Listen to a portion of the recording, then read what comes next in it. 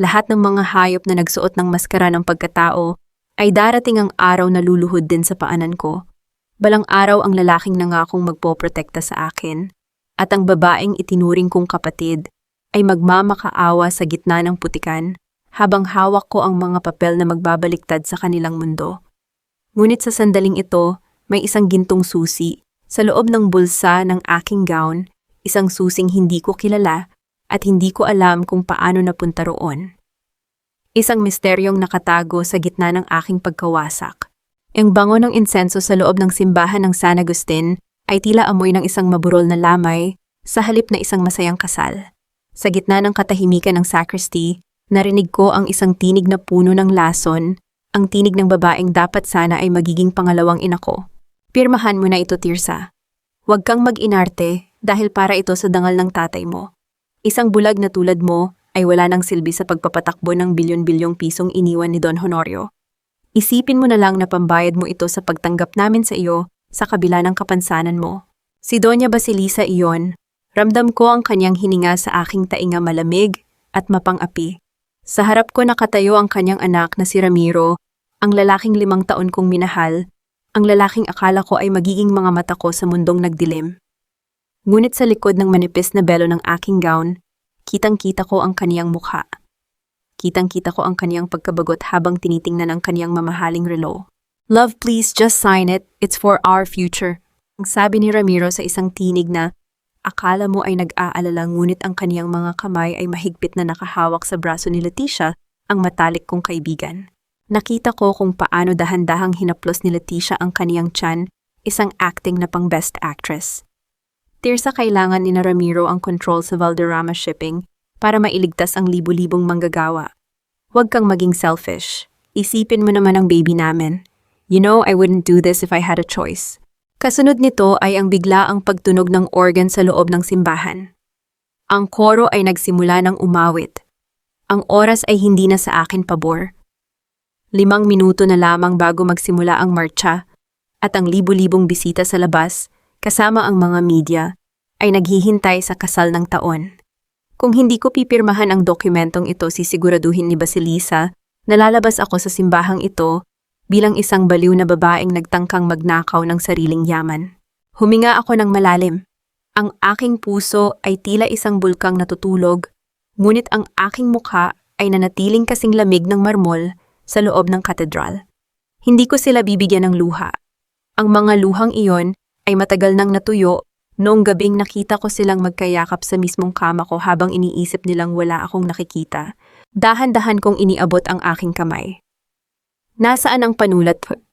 Ang tanong ko sa isang boses na walang katinag-tinag, isang boses na tila nagmumula sa kailaliman ng lupa. Mabilis na isiniksik ni Basilisa ang ballpen sa aking mga daliri. Sa bawat guhit ng aking pirma, sa ibabaw ng makapal na dokumento, nararamdaman ko ang kumpas ng kanilang tagumpay. Ngunit hindi nila alam bago ako pumasok sa silid na ito, ay naisagawa ko na ang aking unang hakbang.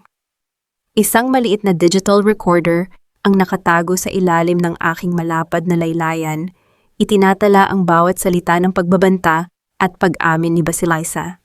"Good girl," bulong ng matanda, habang mabilis na hinablot ang papel. "Ngayon isuot mo na ang iyong salamin. Ayaw nating makita ng mga tao ang iyong patay na mga mata."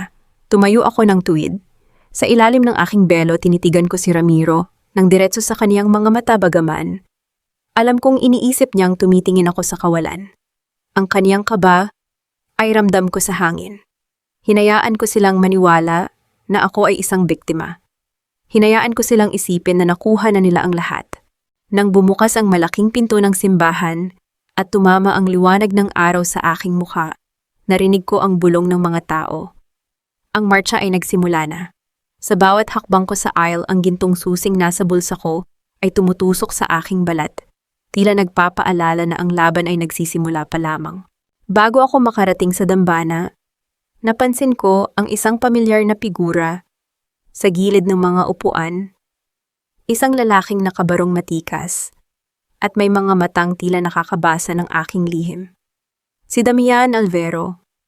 Ang kaniyang bahagyang pagtango ay nagbigay sa akin ng kakaibang kaba. Eksakto sa sandaling haharap na ako sa pari, isang malakas na bulong ang narinig ko mula sa likuran. Isang tinig na hindi dapat naroon. Ang preno, Tirsa, ang preno ay hindi aksidente. Ang aking mundo ay tila tumigil sa pag-ikot. Ang dambanang ito ay hindi lugar ng pag-iisang dibdib, kundi isang bitag na puno ng mga tinik. Habang tinitingnan ko ang nakangiting mukha ni Ramiro sa harap ng pari, alam ko na ang bombang itinalaga ko ay malapit ng sumabog, ngunit may mga puwersang hindi ko inaasahan na pilit na sumisira sa aking plano. Sino ang nagbulong yon? At paano ako makakalabas sa simbahang ito? Nang buhay kong ang mismong taong pinagkakatiwalaan ko ay may hawak na ring patalim sa aking likuran. Ang bawat gabi sa biyatu ng mga Valmores ay tila isang walang katapusang paglalakbay sa ilalim ng dagat, madilim, malamig at punong-puno ng mga halimaw na nagkukubli sa ilalim ng magagandang ngiti. 8 buwan akong nanahan sa gitna ng kanilang mga kasinungalingan, suot ang aking mga salamin na tila isang pader na naghihiwalay sa aking katotohanan at sa kanilang mga balak. Marami ang nagsasabing ang bulag ay kaawa-awa dahil hindi nila nakikita ang ganda ng mundo, ngunit sa sitwasyon ko ang pagiging bulag ang naging pinakamatalas kong sandata upang makita ang dumi ng kanilang mga kaluluwa. Tila isang pelikulang walang tunog na paulit-ulit na naglalaro sa aking gunita, ang gabing iyon sa loob ng aking sariling silid. Nakahiga ako, pinananatili ang aking paghinga sa isang mabagal at regular na ritmo, tila isang taong mahimbing na natutulog. Ngunit ang bawat himaymay ng aking pandama ay gising na gising. Amoy ko ang pamilyar na pabango ni Leticia, isang matamis na aroma ng vanilla na hinaluan ng amoy ng panlilinlang. Narinig ko ang mahinang kaluskos ng tela at ang marahang paglakad ng 2 tao sa gilid ng aking kama. Sigurado ka bang tulog na siya, Ramiro? Ang mahinang bulong ni Leticia. May halong kaba at pananabik ang kaniyang tinig, tila isang magnanakaw na nagagalak sa kaniyang ninanakaw. Uminom siya ng gamot na ibinigay ni Mama. Kahit bombahin mo ang silid na ito, hindi siya magigising. Sagot ni Ramiro. Naramdaman ko ang bigat ng kaniyang pag-upo sa gilid ng kama, ang mismong kama, kung saan kami dapat bubuo ng mga pangarap. Doon sa gitna ng kadiliman, na akala nila ay bumabalot sa akin, naramdaman ko ang init ng kanilang paglalapit. Hindi ko kailangang dumilat upang malaman na hinahalikan niya ang babaeng itinuring kong kapatid. Ang sakit ay tila isang matalim na kutsilyo na dahan-dahang humahati sa aking dibdib, ngunit hindi ako kumibo. Pinanatili kong relax ang aking mga kalamnan. Hinayaan ko ang puot na maging kasing tigas ng yelo sa aking mga ugat. Sa halip na umiyak, sinimulan kong bilangin ang bawat segundo ng kanilang kataksilan. Itinatala ang bawat buntong hininga at bawat salitang kanilang binibitawan bilang ebidensya ng aking darating na paghihiganti. Kinabukasan, sa ilalim ng sikat ng araw na tila nakikiayon sa kanilang pagbabalat-kayo, nakaupo ako sa malawak na balkon ng biyatu. Hawak ko ang aking mga butil ng rosaryo, ang aking mga daliri ay dahan-dahang gumagalaw sa bawat bilog nito. Mukhang isang debotong nananalangin para sa kaniyang paningin, ngunit sa loob ng pinakamalaking krus ng rosaryong iyon ay may nakatagong mikropono na konektado sa aking pandinig. Sa kabilang dako ng balkon, narinig ko ang tinig ni Doña Basilisa na nakikipag-usap sa kanyang abogado. Ang kaniyang boses ay tila isang marahas na kumpas ng kapangyarihan. Siguraduhin mong ang lahat ng dokumento para sa pagdedeklara na si Tirsa ay incapacitated, ay handa na bago ang kasal. Hindi natin hahayaang ang isang bulag na batang katulad niya ang humawak sa mga barko ni Honorio habang ang Valmores ay nalulubog sa utang. Pero senyora, ang mga pirma niya ay kailangan pa ring maging voluntaryo sa paningin ng bangko. Ang sagot ng abogado sa isang matamlay na tinig. Hayaan mo, ang anak ko ang bahala doon. Ramiro knows how to play the part of a martyr fiancé. Sa oras na mapirmahan niya ang mga dokumentong iyon sa altar, wala na siyang kawala. Dadalhin natin siya sa isang lugar kung saan walang makakarinig sa kaniyang mga reklamo. Ang tawa ni Basilisa ay maikli at nakakapangilabot, tila tunog ng mga tuyong dahon na nayayapakan. Sa mga sandaling iyon, ang alaala ni Manang Saling ay biglang sumagi sa aking isipan. Ang kaniyang huling babala nung gabi, bago siya puwersahang pinaalis sa biyatu. Iha, mag-iingat ka. Ang kotse ng iyong ama, hindi iyon simpleng aksidente. Nakita ko ang isang taong may hawak na gamit sa ilalim ng sasakyan bago kayo umalis patungong Batangas. Ngunit noong mga oras na iyon ang aking isip ay tila nakakulong pa rin sa trauma ng dilim. Ngayon ang bawat piraso ng puzzle ay dahan-dahang nabubuo. Ang aking pagninilay ay naputol nang marinig ko ang pagbukas ng pintuan ng aking silid tulugan. Amoy ng vanilla muli. Si Leticia. Narinig ko ang kaniyang marahang paglapit sa aking jewelry box. Ang tunog ng pagbukas ng velvet na takip ay tila isang malakas na hiyaw sa aking pandinig. Nakita ko sa pamamagitan ng gilid ng aking mga mata, sa ilalim ng madilim na lente, kung paano niya isinukat ang kwintas na esmeralda na pamana pa ng aking ina. Tumingin siya sa salamin ngumingiti. Tila iniisip na siya na ang bagong reyna ng tahanang ito. Bagay na bagay sa akin, bulong niya sa kaniyang sarili habang hinahaplos ang hiyas. Pagkatapos ay lumingon siya sa akin na nakaupo pa rin sa balkon. Lumapit siya at dahan-dahang hinawakan ng aking balikat. Ang kaniyang hawak ay tila isang ahas na pumupulupot. Tirsa, ang ganda ng sikat ng araw ngayon. Sayang at hindi mo na makikita. Pero huwag kang mag-alala, nandito ako para ikwento sa iyo ang lahat. Salamat, Leticia. Napakabuti mong kaibigan. Ang sagot ko, ang aking tinig, ay matamis at puno ng huwad na pasasalamat. Sa loob ko iniisip ko na kung paano ko hihilahin ang kwintas na iyon mula sa kaniyang leeg sa tamang panahon. Nang sumapit ang hapon at umalis ang lahat para sa isang pagtitipon, sinamantala ko ang pagkakataon. Alam ko ang bawat sulok ng bahay na ito. Sa loob ng 8 buwan, kabisado ko na ang bilang ng mga hakbang mula sa aking silid patungo sa opisina ni Ramiro. Gamit ang aking gila-gila bilang gabay, dahan-dahan akong pumasok sa kaniyang silid tanggapan. Ang bawat hakbang ko ay walang tunog, tila isang anino na naglalakad sa ibabaw ng ulap. Dahan-dahan kong kinapa ang ilalim ng kaniyang desk. Alam ko na may itinatago siyang mga dokumento na hindi niya inilalagay sa vault dahil sa kaniyang sobrang kumpiyansa na hindi ko naman ito makikita. Ang aking mga daliri ay huminto sa isang maliit na sobre na nakadikit sa ilalim ng drawer. Binuksan ko ito. Sa loob ay may isang resibo mula sa isang talyer ng sasakyan. Isang petsa ang nakatatak 3 araw bago ang aksidente ni Papa. Ang pangalan ng gumawa ay isang taong malapit sa mga Valmores. Isang matinding kilabot ang gumapang sa aking likuran. Ito na ang ebidensyang kailangan ko. Ang aking ama ay pinatay para sa kaniyang yaman at ako ang susunod na biktima. Ngunit bago ko mailagay ang resibo sa loob ng aking damit, isang tunog ang nagpatigil sa tibok ng aking puso. Ang tunog ng pagbukas ng pinto. At ang pamilyar na ritmo ng mga yabag, ang kakaibang pagkaladkad ng kaliwang paa na pagmamay-ari ni Doña Basilisa. Ang bawat hakbang niya ay papalapit ng papalapit sa aking kinaroroonan. Nakatayo ako sa gitna ng silid, hawak ang resibong maglalantad sa kanilang krimen, habang ang anino ng babaeng pumatay sa aking ama ay dahan-dahang bumabalot sa pintuan. Ang ingay ng mga yabag na kumakaladkad sa aking gunita ay biglang napalitan ng malamig na hampas ng rehas ng bakal sa aking kasalukuyan. Wala na ako sa silid ni Ramiro sa Batangas. Nakakulong ako ngayon sa isang silid na nababalutan ng puting pintura amoy gamot at may mabigat na pinto na walang hawakan sa loob. Ito ang kuta ng mga itinuturing na nawawalan ng isip ang pribadong ospital na pinatatakbo sa ilalim ng lihim na pondo ng pamilya Valmores. Sa bawat gabi na dumaraan sa loob ng impyernong ito, hindi ko hinahayaang madaig ako ng takot. Dahan-dahan kong hinaplos ang malamig at may gansang dingding ng aking selda. Sa bawat bitak ng semento, ginagamit ko ang aking mga daliri upang gumuhit ng isang mapa sa aking isip.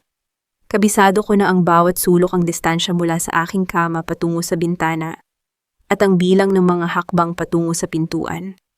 Ang dingding na ito ang aking saksi na hindi ako rito mabubulok at ang bawat gasgas nito ay magiging bahagi ng aking daan patungo sa laya. Bumukas ang pinto at pumasok si Ramiro, may dalang isang pirasong papel na tila isang huling hatol.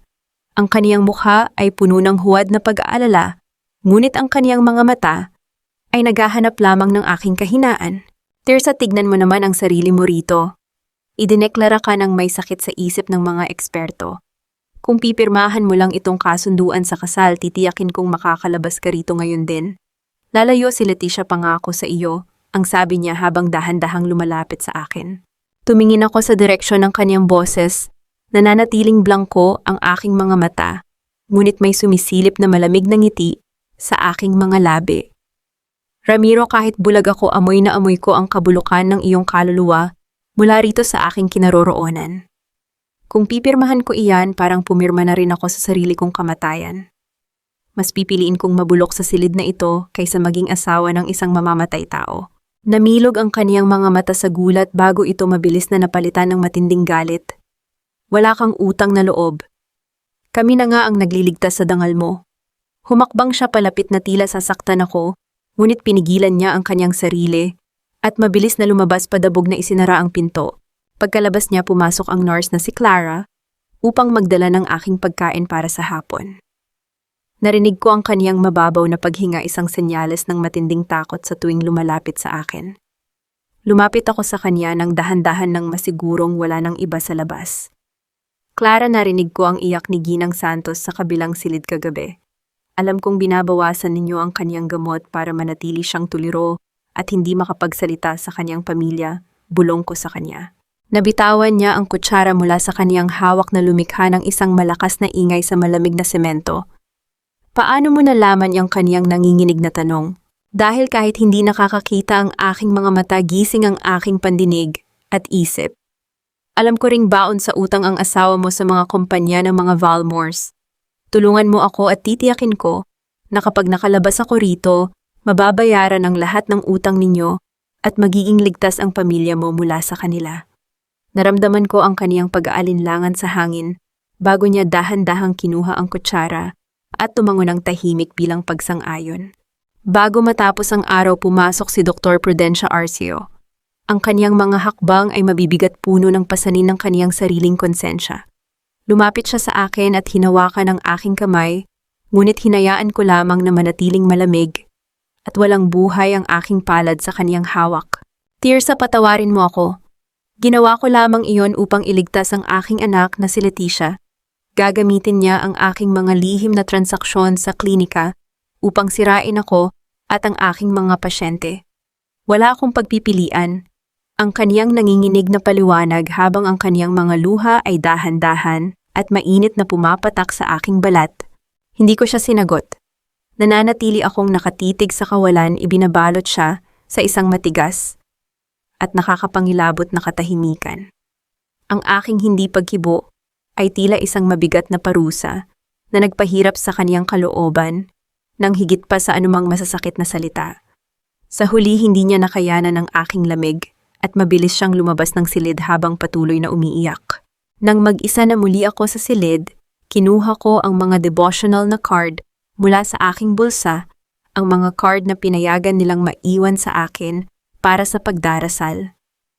Gamit ang isang hairpin na patago kong naitabi sa aking buhok, dahan-dahan kong tinusok ang likod ng mga card upang gumawa ng mga puntos ng aking sariling bersyon ng alpabeto. Isang lihim na mensahe para sa aking mga pinagkakatiwalaang tao sa labas. Nang bumalik si Clara upang kunin ang tray ng pagkain, mabilis kong isinilid ang mga card sa loob ng kaniyang bulsa. Bago tuluyang umalis si Clara, may iniwan siyang maliit na papel sa ibabaw ng aking rasyon ng gamot. Nang masiguro kong wala nang nakatingin sa akin, sa maliit na salamin ng pinto, binuksan ko ito gamit ang aking mga mata na malinaw na nakakakita. Nakasulat sa likod ng papel ang isang babala. Huwag kang magtiwala sa lalaking darating. Sino ang lalaking ito? Si Damian ba? O may iba pa silang ipapadala upang tuluyan akong patahimikin? Ang aking pagninilay ay naputol nang bumukas muli ang pinto ng walang babala. Isang bagong doktor na hindi ko pamilyar ang boses ang pumasok, may hawak na isang malaking hiringgilya. Oras na para sa iyong gabi-gabing pampakalma, Tirsa. Ang sabi niya sa isang malamig na tono habang papalapit sa aking higaan. Nasilayan ko ang likido sa loob ng hiringgilya. Ito ay may kakaibang dilaw na kulay malayong malayo, sa malinaw na likido na madalas nilang itinuturok sa aking mga ugat. At nang ilapit niya ito sa aking braso, pumasok sa aking ilong ang isang pamilyar at nakakangilong amoy. Isang amoy na tila amoy ng mga bulaklak sa burol ng aking ama noong araw ng kaniyang libing. Hindi umabot ang dulo ng karayom sa aking balat. Isang malakas na pagtulak sa pinto. Ang pumutol sa balak ng doktor na may hawak ng dilaw na likido. Sa pagbukas niyon, tumambad ang isang matikas na lalaki na may hawak na opisyal na dokumento, kasunod ang dalawang lalaking nakauniporme ng pulisya. Bitawan mo ang hiringgilya, ang malamig ngunit maring utos ng lalaki. Si Damian Alvaro iyon. Ang kaniyang boses ay tila isang pader ng yelo na humarang sa tangka ng pamilya Valmores. Hinarap niya ang doktor na ngayon ay namumutla sa gulat habang si Clara ang nurse na aking naging kakampi ay tahimik na nakatayo sa gilid ng silid. Iniharap ni Damian ang utos ng korte para sa aking agarang pagpapalaya. Sa harap ng kaniyang legal na awtoridad at matatalas na tingin walang nagawa ang pamunuan ng ospital kundi hayaan akong makaalis. Nananatili akong nakahiga. Ipinapakita ang huwad na panghihina ng isang bulag na biktima habang dahan-dahan akong tinutulungan ni Damian na tumayo upang ihatid palabas ng impyernong iyon. Nang makapasok kami sa loob ng kaniyang sasakyan, isang mamahaling itim na sedan, naramdaman ko ang biglang pag-andar ng makina. Nang masiguro kong malayo na kami sa mga mata ng ospital, dahan-dahan kong itinapon ang aking madilim na salamin sa dashboard at tumingin ng diretso sa kanya. Salamat sa pagliligtas, attorney. Ngunit alam kong walang libre sa mundong ito.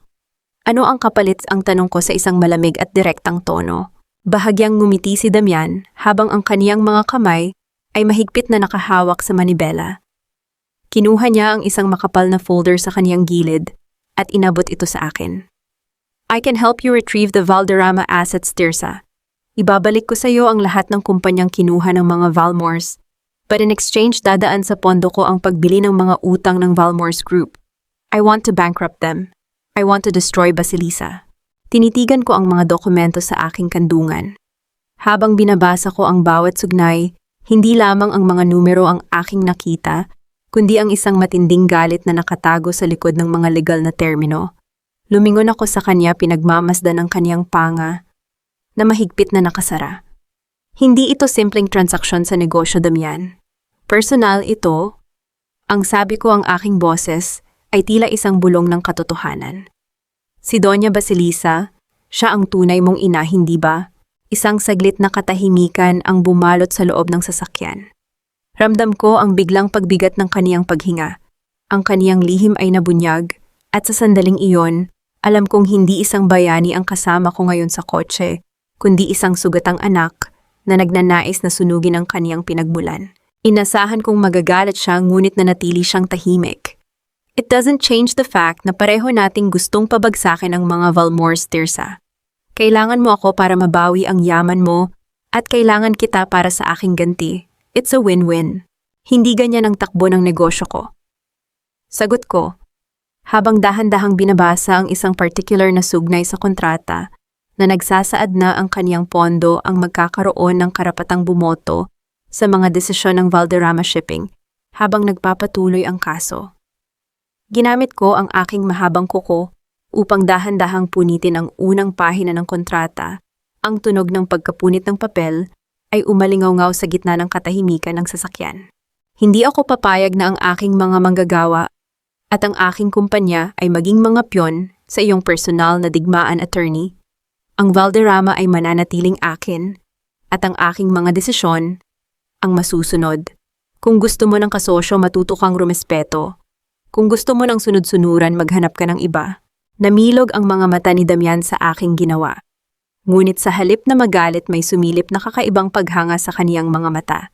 Sa pagkakataong iyon, habang inaabot niya ang kaniyang wallet upang kumuha ng business card, bahagyang bumukas ang isang lihim na compartment nito.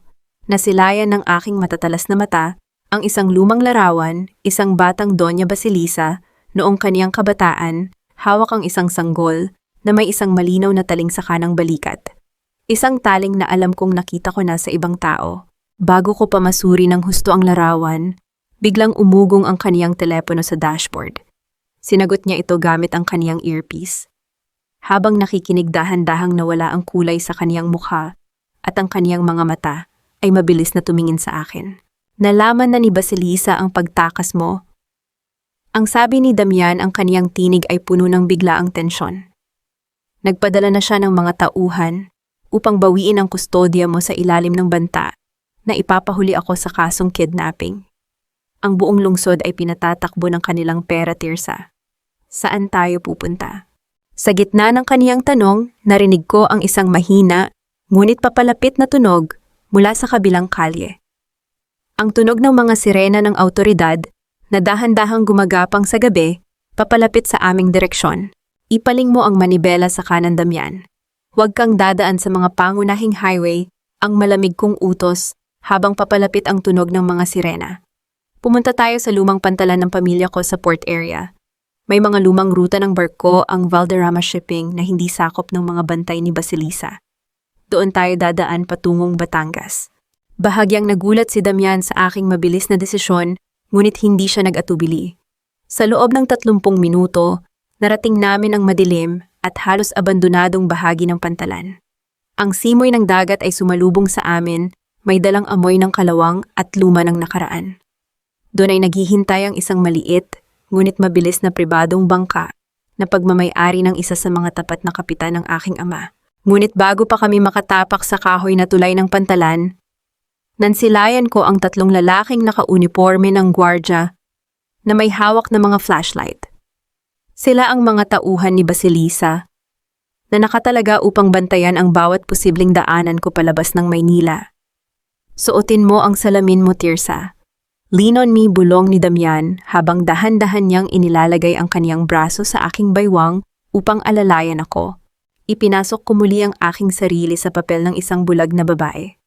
Ang aking mga hakbang ay naging mabagal at tila walang katiyakan habang ang aking ulo ay bahagyang nakatungo. Nang harangin kami ng mga gwardya, hinarap sila ni Damian nang may kakaibang yabang ng isang tanyag na abogado. What is the meaning of this? I am attorney Damian Alvaro, and this is my client. She is under my legal custody by the order of the court. Ang mariing pahayag ni Damian habang ipinapakita ang hawak na dokumento. Sumubok pa ring sumilip ang isa sa mga gwardya sa aking mukha sa ilalim ng madilim na lente ng aking salamin. Pinanatili kong walang katinag-tinag ang aking mukha, tila isang rebultong walang buhay.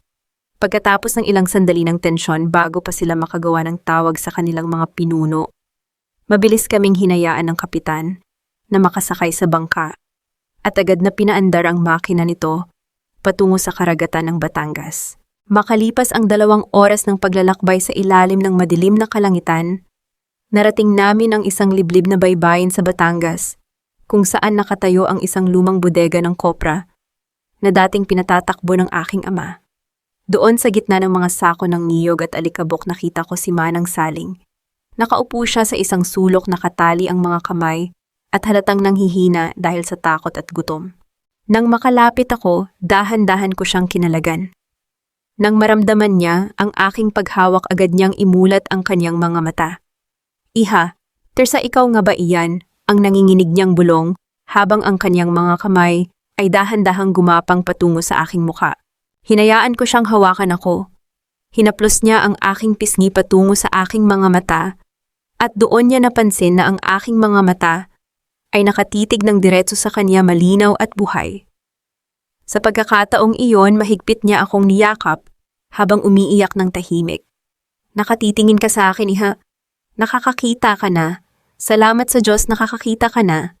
Opo, Manang, nakakakita na ako. Bulong ko habang pinipigilan ang aking sariling emosyon. Sino ang may gawa nito sa iyo at ano ang katotohanan sa likod ng aksidente ni Papa? Dahan-dahang pinunasan ni Manang Saling ang kaniyang mga luha at kinuha ang isang bagay mula sa kaniyang bulsa. Isang luma at kinakalawang na medalyon na may kakaibang ukit ng isang agila na may 2 ulo. Nahanap ko ito sa loob ng kotse ng tatay mo pagkatapos ng aksidente, Tirsa. Hindi ito pagmamay-ari ni Don Honorio at narinig ko ang uhaw ng mga tauhan ni Basilisa. Ang mekanikong sumira sa preno ng sasakyan ninyo ay si Gardo. Siya ang dating pinagkakatiwalaang tauhan ni Basilisa na ngayon ay nagtatago rin sa Batangas.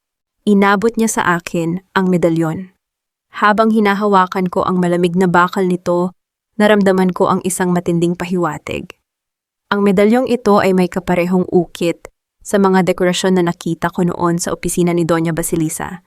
Isang ebidensya na mag-uugnay sa kanya sa pagpatay sa aking ama. Ngunit bago ko pa maitago ang medalyon, isang matatalas na liwanag ng mga flashlight ang biglang pumasok mula sa mga bitak ng bodega. Narinig ko ang mabilis na yabag ng mga paa ng mga lalaking papalapit sa aming kinaroroonan. Nandito sila, palibutan ninyo ang bodega, ang sigaw ng isang tinig mula sa labas. Mabilis na hinila ni Damian ang kaniyang baril mula sa kaniyang likuran at humarang sa pinto. Tirsa, isama mo si Manang Saling patungo sa speedboat, bilisan ninyo. Binuhat ko si Manang Saling sa kabila ng kaniyang panghihina habang si Damian ay nagpapaputok ng kaniyang sandata upang harangan ang pagpasok ng mga tauhan ni Basilisa. Narating namin ang maliit na speedboat na nakatali sa gilid ng bodega. Mabilis na sumunod si Damian at agad na pinaandar ang makina ng bangka. Habang humahaharurot ang aming bangka palayo, sa pampang isang matalim na tunog ng putok ng baril ang umalingaw-ngaw mula sa pampang. Kasunod nito ang isang malakas na tunog ng pagtama ng bala sa likod ng aming bangka. Biglang umusok ang makina ng speedboat at ang bilis nito ay dahan-dahang bumaba sa gitna ng madilim at malawak na dagat habang narinig ko ang tunog ng iba pang mga bangka na nagsisimula ng humabol sa amin mula sa likuran. Naligtas kami sa gabing iyon sa gitna ng karagatan ng Batangas nang mabilis na ipasok ng kapitan. Ang bangka sa kipot ng mga bakawan na kabisado ng aking ama noong kanyang kabataan. Sa tulong ng kadiliman at ng masalimuot na ugat ng mga puno, tuluyan naming nailigaw ang mga humahabol na tauhan ni Basilisa. Dinala ni Damian si Manang Saling sa isang ligtas na bahay kupkop na kaniyang pinatatakbo sa labas ng lalawigan, habang ako naman ay bumalik sa Maynila upang harapin ang isa pang taksil. Gamit ang isang lihim na mensahe, ipinatawag ko si Dr. Prudencia Arceo sa lumang klinika ng aking ama sa Binondo. Ang klinikang ito ang naging tahanan ng kaniyang mga pangarap, ang lugar na itinayo ng aking ama upang magbigay ng libreng operasyon sa mata para sa mga mahihirap. Alam kong hindi niya matatanggihan ang aking imbitasyon, lalo na't kasama sa mensahe ko ang mga kopya ng kaniyang mga lihim na transaksyon sa pananalapi na nagpapatunay ng kaniyang pandaraya sa buwis ng klinika. Pumasok si Prudencia sa silid na nanginginig, ang kaniyang mga mata ay puno ng takot at pag-uusig ng sariling budhi. Amoy ng lumang papel at alikabok ang paligid, tila nakikiramay sa lamig ng aming paghaharap.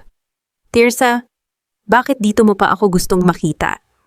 Ang kanyang nanginginig na tanong habang nakatayo sa tapat ng aking mesa. Tiningnan ko siya ng diretso. Walang emosyon ang aking mukha, tila isang hukom na naghihintay sa huling salita ng isang nasasakdal. "Dahil dito nagsimula ang lahat, doktora.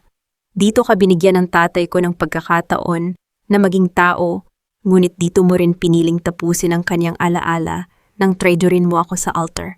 Dahan-dahan siyang naupo, ang kanyang mga kamay ay mahigpit na nakasara sa kanyang kandungan. "Patawarin mo ako, Tirsa. Ginawa ko lamang iyon dahil kay Leticia. Siya ang anak ko. Ang anak na iniwan ko nung kabataan ko upang hindi masira ang aking pag-aaral. Nalaman niya ang katotohanan at ginamit niya ang mga dokumento ng klinika upang i-blackmail ako. Kung hindi ako sumunod, mawawala ang lahat ng aking pinaghirapan, ang aking lisensya, ang aking pangalan." Umiyak siya ng tahimik, ang kaniyang mga balikat ay dahan-dahang nayayanig sa bigat ng kaniyang pagsisisi. Inaasahan niyang maaawa ako sa kaniyang pagiging ina, ngunit ang aking puso ay nanatiling kasing tigas ng semento. Dahan-dahan kong kinuha ang aking madilim na salamin at ipinatong ito sa ibabaw ng lumang stethoscope ng aking ama na nakalagay pa rin sa kaniyang mesa bilang dekorasyon. "Huwag mong gamitin ang iyong pagiging ina bilang dahilan ng iyong karangalan, Dr. Prudencia. Ang klinikang ito, ang lisensya mo, at ang bawat pasyenteng ginamot mo rito ay utang mo sa kabutihan ng tatay ko. Isinakripisyo mo ang aking buhay at ang hustisya para kay Papa para lamang iligtas ang sarili mo sa isang pagkakamali na ikaw din naman ang may gawa." Yumuko siya, hindi kayang salubungin ang aking malamig na tingin. "Ano ang gusto mong gawin ko ngayon? Sisirain mo ba ako? Ibigay mo sa akin ang totoong medical records ng aking mata. Ang record na nagpapatunay na nakakakita na ako bago pa ang araw ng kasal at magpatotoo ka sa korte laban sa pamilya Valmares. Yan lamang ang tanging paraan upang hindi ko iparating sa Board of Medicine ang mga ebidensya ng iyong pandaraya. Pumili ka ang katotohanan o ang kabuang pagkawasak ng iyong karera. Bago pa siya makasagot, biglang umugong ang kanyang telepono sa ibabaw ng mesa. Isang mensahe ang lumabas mula sa isang hindi kilalang numero. Dahan-dahang nanginginig ang kanyang kamay habang binabasa ito bago niya iniharap ang screen sa aking direksyon. Nakasulat doon ang isang matalim na babala. Kapag nagsalita ka kay Tirsa, hindi mo na masisilayan ang susunod na araw. Nanlaki ang aking mga mata sa matinding babala na iyon. Ngunit bago pa kami makagawa ng susunod na hakbang, isang malakas na tunog ng pagkabasag ng salamin ang umalingaw-ngaw mula sa archive room sa kabilang panig ng klinika. Mabilis akong tumakbo patungo sa silid at binuksan ang pinto. Doon nasilayan ko ang isang anino ng isang lalaki na mabilis na lumulukso palabas ng bintana habang hawak ang isang makapal na folder ng mga dokumento, ang file cabinet kung saan nakatago ang aking mga tunay na medical records ay bukas na at wala ng laman. Naiwan sa gilid ng bintana ang isang matalim na piraso ng basag na salamin na may bahid ng pulang likido, tila isang tanda na may nasugatan sa kanilang pagtakas. Hayaan mo silang isipin na nakuha nila ang huling alas ko laban sa kanila, doktora. Ang bulong ko kay Dr. Prudencia habang pinagmamasdan ang basag na salamin sa bintana. The paper file was just a decoy. Alam kong babantayan nila ang bawat kilos natin. Ngunit hindi nila alam na ang lahat ng medical na record ng aking mata ay may digital backup na nakatago sa isang naka-encrypt na server na ako lamang ang may hawak ng password. Hindi ako nag-aksaya ng panahon para umiyak sa nawalang papel. Sa halip kasama si Damian, bumalik ako sa aming lihim na opisina. Sa harap ng aking laptop screen, pinanood ko ang live feed mula sa mga nakatagong camera na ipinalagay ko sa loob ng aking dating silid sa Biat 2 ng mga Valmores bago ang araw ng kasal. Doon ay nakita ko si Leticia. Suot niya ang aking paboritong designer dress, hinahaplos ang kaniyang sarili habang nakatitig sa salamin at dahan-dahang isinusumpit ang aking signature French perfume sa kaniyang leeg. Ang kaniyang mukha ay puno ng matinding kasiyahan, tila isang magnanakaw na tuluyan nang naniwala na siya ang bagong reyna ng tahanan. Ang kaniyang pagpapakasasa sa aking nakaw na buhay ay nagdulot sa akin ng matinding pagkasuklam, ngunit kasabay nito ay isang malamig na kasiyahan dahil alam kong ang kaniyang corona ay gawa lamang sa buhangin na madaling mabuwal sa unang hampas ng alon. Upang simulan ang paggiba sa kaniyang mundo, nakipagtagpo si Damian sa sikat na blogger na si Aling Nati sa isang liblib na cafe sa Makati. Iniharap ni Damian sa kanya ang mga dokumento na nagpapatunay na si Leticia ay naglilipat ng pondo mula sa kawanggawa para sa mga bulag patungo sa mga personal na account ni Ramiro upang takpan ang mga talo nito sa stock market. Nati, naalala mo ba kung sino ang nagbayad ng tuition ng pamangkin mo noong mamatay ang kapatid mo? Ang tanong ni Damian sa isang malamig, ngunit makahulugang tinig. Si Tirsa Valderrama, at ngayon ginagamit ka ni Leticia upang sirain ang taong tumulong sa pamilya mo. Kung hindi ka makikipagtulungan sa amin, hindi lamang ang lisensya mo sa pagsusulat ang mawawala, kundi magiging kasabwat ka sa kasong estafa at pagpapalaganap ng kasinungalingan. Namutla si Aling Nati, ang kaniyang takot sa batas at ang kaunting utang na loob na natitira sa kaniyang puso ay naging sapat upang mabilis siyang sumang-ayon na baguhin ang kaniyang panig. Ngunit hindi sapat ang batas upang tuluyang sirain ang kanilang alyansa. Kailangan ko silang pag-awayin gamit ang kanilang sariling takot. Inutusan ko ang isa sa mga tapat kong tauhan sa loob ng Biat 2 na ilagay ang aking sutlang panyo na may kakaiba at matapang na amoy ng aking pabango na ako lamang ang nagmamay-ari sa loob ng kotse ni Ramiro sa tapat mismo ng passenger seat kung saan madalas umupo si Leticia. Gabi nang matagpuan yon ni Leticia. Sa pamamagitan ng nakatagong recorder sa opisina ni Ramiro, narinig ko ang kaniyang mabilis na paghinga habang pilit na kinokontrol ang kaniyang galit. Ang kaniyang paranoia ay nagsimula ng gumapang sa kaniyang isipan. Iniisip niya kung buhay ba ako o kung lihim ba siyang pinagtataksilan ni Ramiro upang makipag-ayos sa akin sa likod ng kaniyang likod. upang hindi mawala ang yaman ng mga Valderrama. Upang tuluyang pasabugin ang kaniyang isip, nagpadala ako ng mga email sa kaniyang inbox na tila galing sa lihim na account ni Ramiro patungo kay Basilisa. Ang nakasulat doon ay ang plano ng mag-ina na isakripisyo si Leticia at i-frame up ito sa kasong paggasta ng pondo ng kumpanya kapag natapos na ang isapnyap ng mga ari-arian. Habang ginagawa namin ito, napansin namin ni Damian ang isang kakaibang transaksyon sa pananalapi mula sa isang bangko sa Switzerland. Isang malaking halaga ng pera ang ipinadala sa account ng isang dating driver ng pamilya Valmers na pumanaw na 2 taon na ang nakalilipas ang mismong taon kung kailan namatay ang aking ama. Sino ang tunay na may-ari ng account na ito ngayon? Ito ba ang kabayaran sa buhay ng aking ama? Ang aking pagninilay ay naputol nang marinig ko ang isang matinding kaguluhan sa aking earpiece mula sa nakatagong recorder sa opisina ng Biet2. Nahanap ko ang panyo niya sa kotse mo, Ramiro, at nakuha ko ang mga email na ito. Ang hiyaw ni Leticia, ang kaniyang boses, ay puno ng galit at takot. Plano niyo akong ilaglag ng nanay mo.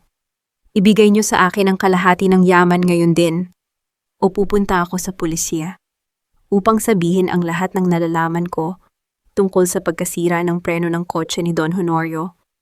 Narinig ko ang mabilis na yabag ni Ramiro na papalapit sa kanya. Manahimik ka, Leticia. Nababaliw ka na. Hindi ako mananahimik. Kung babagsak ako, isasama ko kayong dalawa ng nanay mo, ang sigaw ni Leticia. Bago pa makasagot si Ramiro, isang matalim na tunog ng sampal ang umalingaw-ngaw sa mikropono patungo sa aking earpiece, kasunod ng biglang pagtahimik ni Leticia at ang kaniyang mahinang ungol ng sakit. Ang matalim na tunog ng sampal na umalingaw-ngaw sa aking earpiece ay naging huling patak na nag-apaw sa aking pasensya. Ngunit habang tinititigan ko ang mukha ni Damian na nakikinig din sa aking tabi sa loob ng kaniyang opisina, napansin ko ang isang kakaibang katahimikan sa kaniyang mga mata. Walang gulat, walang galit.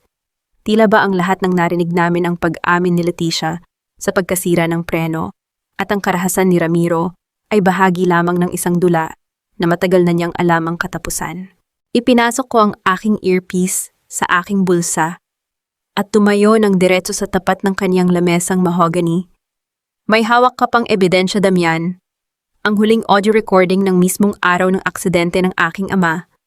Bakit itinago mo ito sa akin? Hindi nagbago ang ekspresyon sa mukha ni Damian.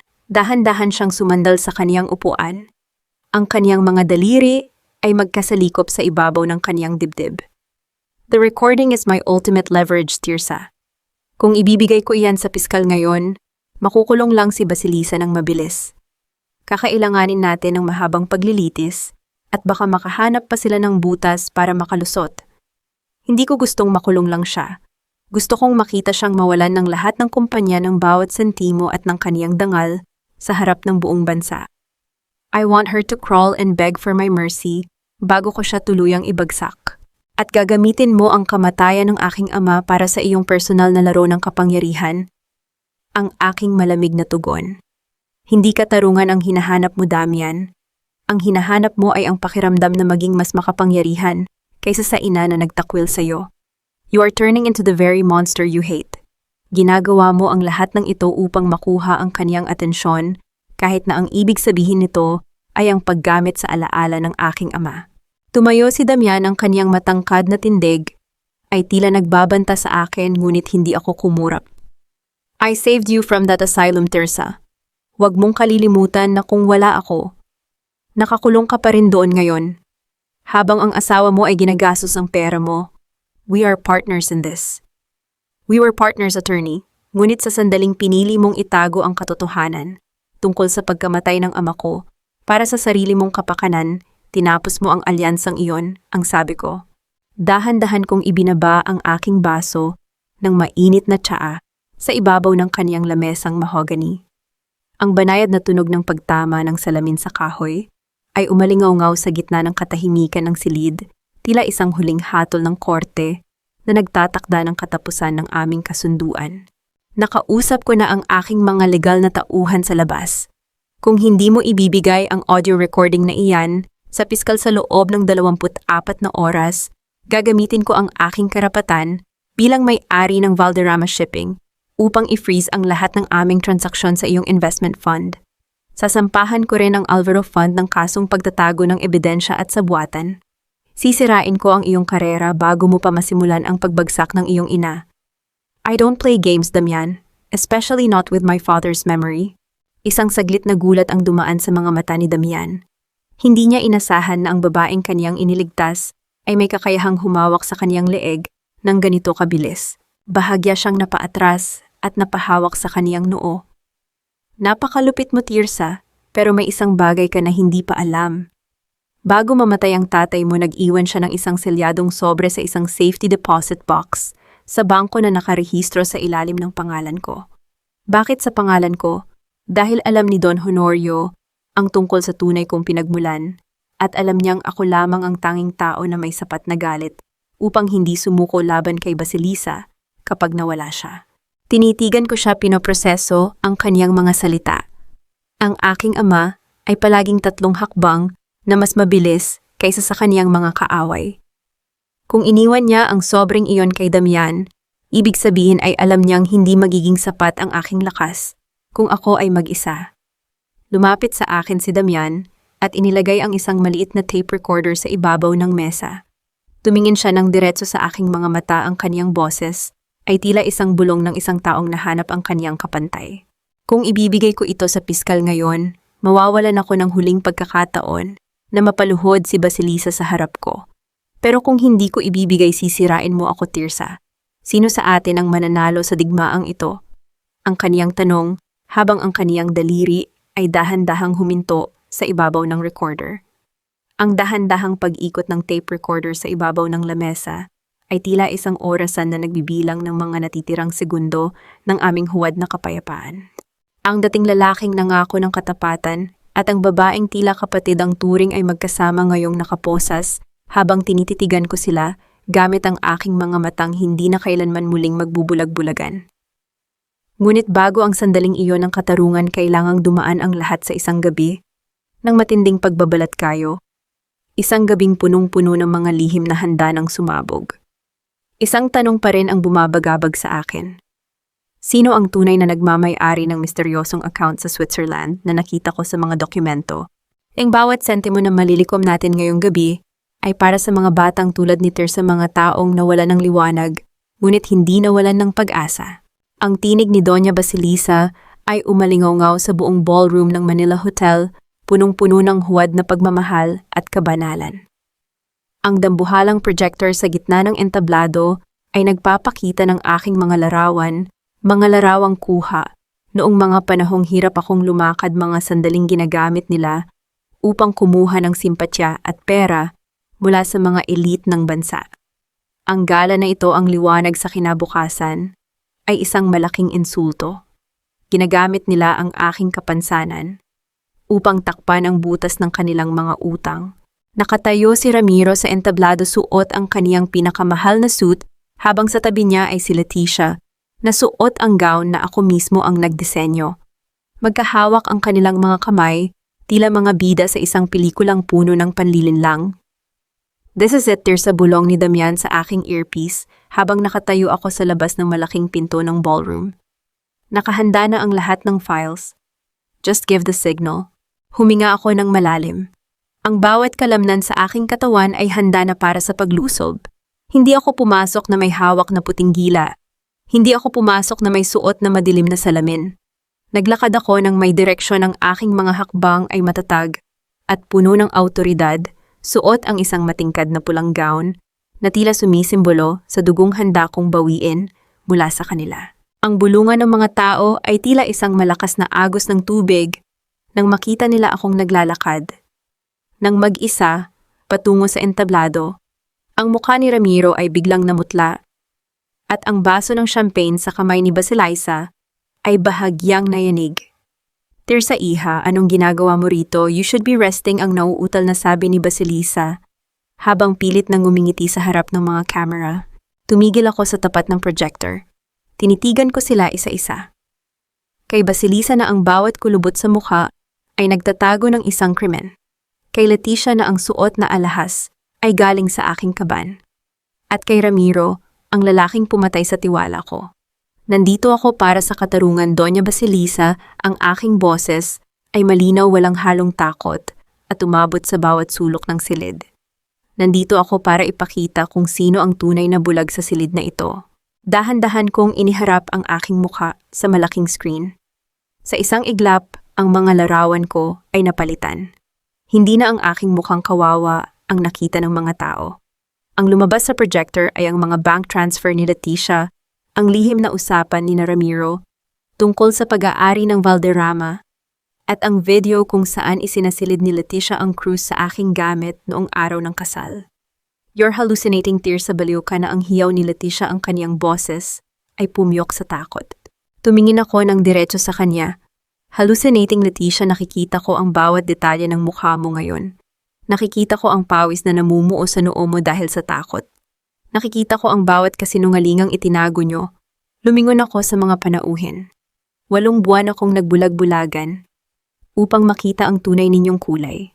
At ngayong gabi ang liwanag na sinasabi nyo ay siyang maglalantad sa inyong kadiliman.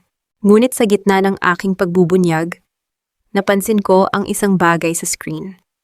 Ang huling ebidensya, ang audio recording ng aksidente ni Papa, ay hindi lumabas. Tumingin ako kay Damian na nasa gilid ng bulwagan, ngunit umiwas siya ng tingin. Ang traidor ay hindi lamang nasa entablado, ang lalaking pinagkatiwalaan ko ay may sarili ring plano. Ginagamit niya ang sandaling ito upang makuha ang gusto niya nang hindi tinatapos ang laban para sa akin. Naramdaman ko ang matinding galit. Hindi ako magiging piyon sa kahit na kaninong laro. Ladies and gentlemen, ang dugtong ko, ang aking boses, ay mas naging matalim.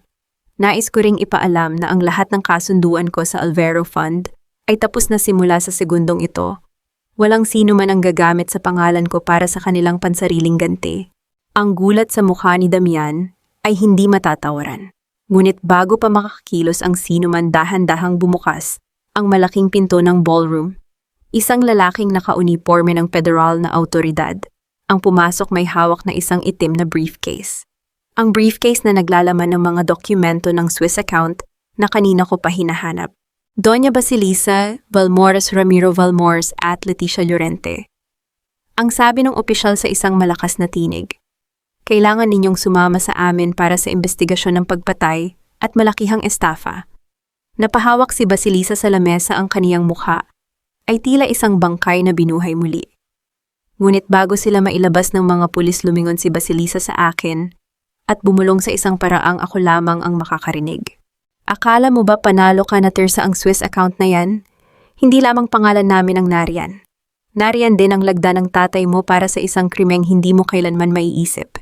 Lahat ng mga huwad na reyna ay may hangganan ang panunungkulan, at ngayong gabi, ang trono ni Doña Basilisa ay gawa na lamang sa mga abo ng kaniyang sariling kasinungalingan. Nakaluhod ang babaeng dating nag-utos, naburahin ang aking pagkatao, habang ang kaniyang anak at ang kaniyang alipores ay tila mga asong naglalaban sa isang pirasong buto. Ang kanilang kataksilan ay naging sarili nilang bitay. Ngunit sa ilalim ng lahat ng ito, may isang lihim na sulat na iniwan ng aking ama, isang huling babala tungkol sa lalaking nagligtas sa akin.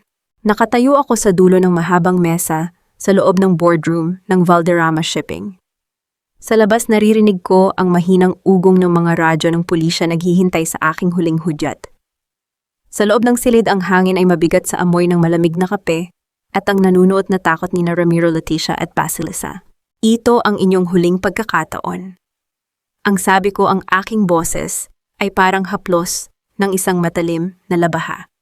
Pirma ninyo ang pag-amin na ang lahat ng transaksyon sa pananalapi sa nakalipas na 8 buwan ay ginawa ninyo nang walang pahintulot ko, at na ang pondo ng mga manggagawa ay sadyang ninyong kinuha. Gawin ninyo ito at hindi ko itutuloy ang civil suit na magpapakulong sa inyo habang buhay. You can keep your names, but you lose everything else. Mabilis na tumingin si Ramiro sa kaniyang ina. Mama, we have to sign it. This is our only way out. Tumahimik ka, Ramiro, so ang bulyaw ni Basilisa, bagaman ang kaniyang mga kamay na may hawak na rosaryo ay nanginginig na sa ilalim ng mesa. Hindi tayo susuko sa isang batang nagpapanggap na matalino. Lumingon ako kay Leticia na kanina pa hindi mapakali sa kanyang upuan. Leticia, look at this. Iniharap ko sa kanya ang aking tablet. Doon ay nakita niya ang mga mensaheng ipinadala ni Ramiro sa kanyang ina kagabi, mga mensaheng naglalaman ng plano na i-frame up si Leticia bilang utak ng lahat ng pagnanakaw upang makaligtas ang mag-inang Valmores. You snake, ang sigaw ni Leticia habang tumatayo at itinuturo si Ramiro. Ang kaniyang mukha ay tila isang maskarang nabasag, ang kaniyang galit ay hindi na mapigilan. I gave you everything, I even helped you silence Don Honorio. At ngayon ay ilalaglag mo ako. Don't touch me, Leticia, you're just a tool. Ang ganti ni Ramiro, ang kaniyang boses ay puno ng pagkamuhi. A tool? I have the phone, Ramiro. Ang hiyaw ni Leticia. I have the recording of our conversation 3 days before the accident. I heard you talking to Gardo about the brake fluids. At hinding-hindi ako babagsak ng mag-isa. Mabilis na sumiklab ang kaguluhan. Akmang sasampalin ni Ramiro si Leticia, ngunit mabilis na humarang ang aking mga security. Sa gitna ng kanilang marahas na pag-aaway, dahan-dahan kong pinindot ang record button sa digital console ng boardroom table. Ang bawat pag-amin, bawat sumbat at bawat detalye ng kanilang krimen ay naitatala na ngayon para sa habambuhay na ebidensya. Tungkol naman sa Swiss account na sinasabi mo, Basilisa, ang putol ko sa kanilang ingay, ang boses ko ay kalmado ngunit nakakapangilabot. Inimbestigahan ko na yan. My father didn't commit a crime. He was tracking your money laundering operations for years. Ang lagdang sinasabi mo ay bahagi ng kaniyang operasyon upang matrap ang bawat sentimong ninakaw ninyo mula sa kumpanya. He died protecting this empire from people like you. Napaupo si Basilisa, ang kaniyang muka ay nawalan ng kulay. Ang kaniyang dating maringal na tindig ay naglaho, pinalitan ng isang matandang babaeng natalo ng kaniyang sariling kasakiman. Sa gitna ng katahimikan, pagkatapos ng pagsabog ng katotohanan, napansin ko ang isang maliit na sobre sa ilalim ng desk ng aking ama, isang sulat na tila sadyang iniwan para sa araw na ito. Binasa ko ang pangalang nakasulat, Damian Alvero. Bago ko pa mabuksan ang sulat, dahan-dahang tumayo si Basilisa. Humawak siya ng mahigpit sa braso ko, ang kaniyang mga kuko ay bumaon sa aking balat. Akala mo ba tapos na ang lahat, Tirsa? Ang bulong niya, ang kaniyang boses ay puno ng huling lason. Kung babagsak ako, isasama ko si Damian. Alam mo ba kung saan nanggaling ang perang ginamit niya upang suhulan ang mga gwardya sa ospital para iligtas ka?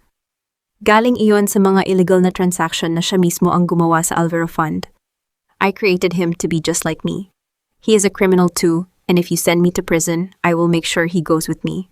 Tinitigan ko siya ng diretso sa kaniyang mga mata. Ang aking tagapagligtas ay may sarili palang madilim na lihim.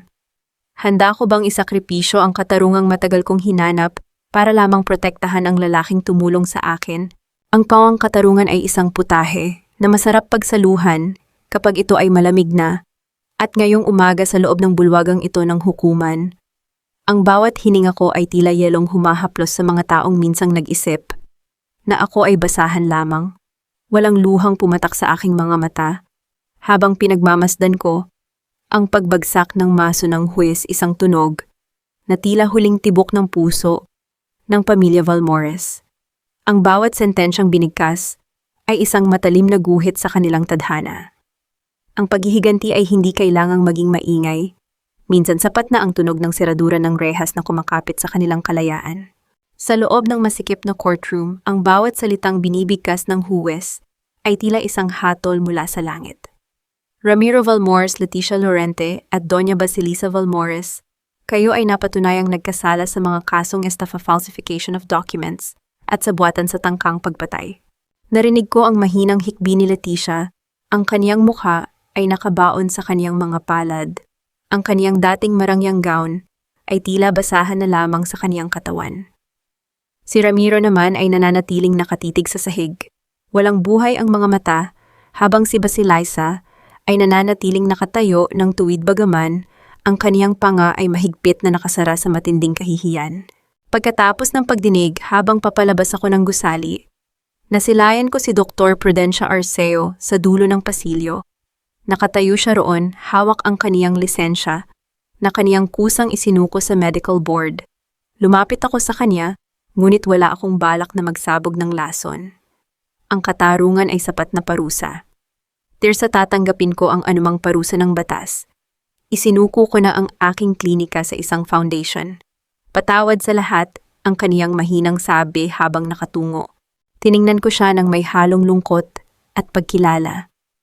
Dr. Prudencia, hindi ko kailangan ang inyong hinging patawad upang makatulog ng mahimbing. Ang inyong pagkilos ngayon ay para sa inyong sariling kaluluwa, hindi para sa akin. Ang katarungan ay hindi tungkol sa pagpapatawad. Ito ay tungkol sa pagbabayad. Lumakad ako palayo nang hindi nililingon ang kaniyang huling pag-iyak. Ang kaniyang pagsisisi ay isang pasanin na siya lamang ang dapat magdala. Sa labas ng korte, tumigil ako nang makita ko ang mga awtoridad na papalapit kay Damian Alvero. Inilabas ni Damian ang kaniyang mga kamay, handang tanggapin ang investigasyon para sa kaniyang mga illegal na transaksyon sa Alvero Fund, ang perang ginamit niya upang iligtas ako mula sa impyerno ng ospital. Tirsa mate, tawag niya habang dahan-dahang lumalapit ang mga opisyal. Ginawa ko ang dapat kong gawin. I won't hide from my sins anymore. Hindi ako pwedeng tumayo sa tabi mo kung ang mga kamay ko ay kasing dumi rin ng sa kanila. Tinitigan ko siya ng matagal. Sa sandaling iyon, hindi ko nakita ang mapang-aping abogado o ang lalaking puno ng hantuhod. Nakita ko ang isang taong nahanap ang kaniyang sariling katotohanan. Damian, ang bawat utang ay may kabayaran. Hintayin mo ang araw na malinis na ang iyong pangalan. Ang Valderrama Shipping ay hindi malilimot.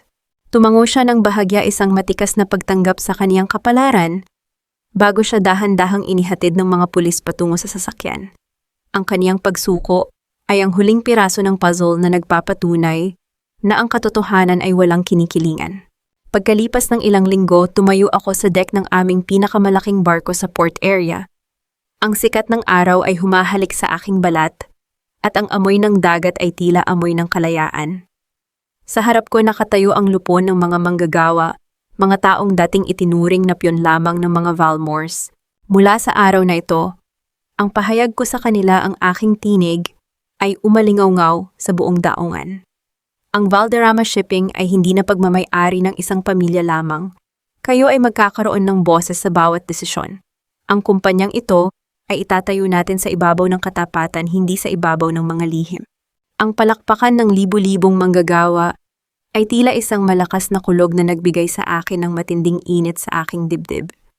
Ang yaman na iniwan ni Papa ay ligtas na muli, at sa pagkakataong ito wala nang sinumang makakapagnakaw nito sa ilalim ng aking mga mata. Dahan-dahan kong kinuha ang aking lumang gila, ang puting baston na naging gabay ko sa dilim. Pumasok ako sa maliit na museo ng kumpanya at inilagay ito sa loob ng isang glass case. Ang kahoy na iyon ay hindi na kailangan upang makita ang daan. Nagsilbi itong paalala na sa gitna ng kadiliman, ang pinakamalinaw na paningin ay nagmumula sa isang pusong matapang at isip na malaya.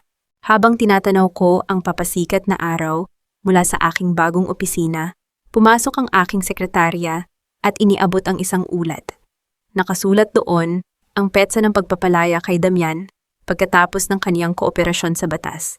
Isang bahagyang ngiti ang sumilay sa aking mga labi. Handa na ba akong harapin ang bukas nang walang mga pader ng pagdududa? O ang bawat hakbang ko ay mananatiling may bahid ng pag-iingat na natutunan ko sa gitna ng kataksilan?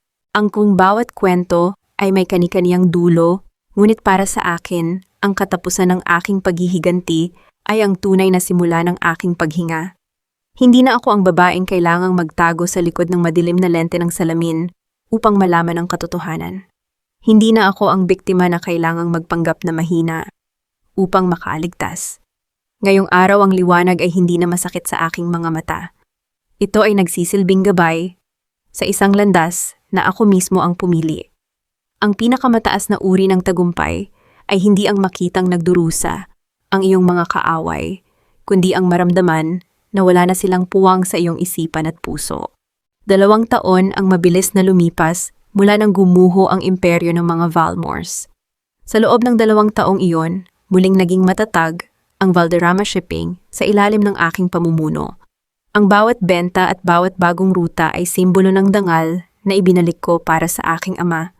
Ngunit higit sa yaman ng kapayapaan sa loob ng aming tahanan, ang aking pinakamahalagang kayamanan Nakatayo ako sa maliit na kapilya sa loob ng compound ng Valderrama nang marinig ko ang marahang pagbukas ng pinto. Hindi ko na kailangang lumingon upang malaman kung sino ang pumasok. Ang pamilyar na amoy ng sandalwood at ang matatag na ritmo ng kaniyang mga hakbang ay sapat na. Lumapit sa akin si Damian Alvero. Wala na sa kaniyang mga mata ang matinding galit na nakita ko noong una kaming magtagpo. Ang kaniyang mukha ay mas malumanay. Tila isang taong wakas ay nakalaya na rin sa mga tanikala ng kaniyang nakaraan. Pagkatapos pagsilbihan ang kaniyang parusa sa batas at ibalik ang bawat sentimong kinuha niya ng ilegal. I finished the last audit today, Tirsa, so ang kaniyang mahinang sabi habang tumatayo sa aking tabi. Lahat ng utang ng Valmores na binili ko noon ay formal na nating nailipat sa educational fund ng mga anak ng inyong mga manggagawa. I am finally debt-free both in money and in soul. Ngumiti ako sa kanya, isang tunay na ngiti na umabot sa aking mga mata. Salamat, Damian. You didn't have to do that. I had to, ang sagot niya. Dahan-dahan siyang humarap sa akin at kinuha ang isang maliit na pelus na kahon mula sa kaniyang bulsa. Binuksan niya ito upang ipakita ang isang simpleng gintong singsing na walang kahit anong hiyas. I'm not here to rescue you anymore, Tirsa, because I know you don't need a savior. I am here because I want to walk beside you. I want to be the man who respects your strength, not just someone who pities your scars. Will you let me stay by your side, not as a partner in crime, but as a partner in life? Tinitigan ko ang singsing. Ang kaniyang alok ay hindi galing sa pangangailangan, kundi sa malayang pagpili. Walang mga kontrata, walang mga lihim na agenda. Kung tatanggihan kita, attorney, magpapatuloy ka pa rin ba sa paggawa ng tama? Ang hamon ko sa kaniya, ang aking tinig, ay may bahid ng biro, ngunit puno ng kahulugan. Natawa siya ng bahagya, isang tunay at malayang tawa. Yes, because I learned from the best. My integrity is no longer for sale, even for your love. Sa sagot na iyon, dahan-dahan kong inabot ang aking kamay at hinayaan siyang isuot ang singsing sa aking daliri. Then you may stay. Makalipas ang ilang araw, bumalik ako sa simbahan ng San Agustin, ang lugar kung saan muntik nang mawala ang aking buhay at dangal. Ngunit sa pagkakataong ito, hindi ako nakasuot ng puting gown ng isang bride. Nakasuot ako ng isang simpleng barong na pambabae, marangal at matikas. Naglakad ako patungo sa isang sulok ng simbahan, kung saan may maliit na exhibit para sa mga taga-suporta ng simbahan. Doon isinabit ko ang aking lumang puting gila sa isang nakalaang glass case. Sa ilalim nito ay may isang plaque na may nakasulat na mga salitang ako mismo ang gumawa. Ang tungkod na ito ay hindi simbolo ng kadiliman. Nagsilbi itong saksi sa mga sandaling pinili kong makakita ng higit pa sa kayang maabot ng paningin. Ang tunay na pagkabulag ay ang hindi pagkilala sa sariling halaga. Ang tunay na liwanag ay ang lakas na bumangon mula sa bawat pagkakamali. Habang naglalakad ako palabas ng simbahan kasama si Damian, naramdaman ko ang banayad na simoy ng hangin na humahaplos sa aking muka. Ang tunog ng malaking kampana ng San Agustin ay umalingaw-ngaw sa buong Intramuros, nagbibigay ng isang hudyat na puno ng pag-asa. Tumingala ako sa asul na kalangitan. Nakita ko ang isang ibon na malayang lumilipad patungo sa malayo. Sa sandaling iyon, alam kong nakatingin din ang aking ama mula sa kabilang buhay na kangiti, dahil ang kaniyang anak ay hindi lamang nakakuha ng katarungan, kundi nakahanap na rin ng tunay na kaligayahan. Ang aking mga mata ay malinaw, ang aking puso ay buo, at ang aking kinabukasan ay akin lamang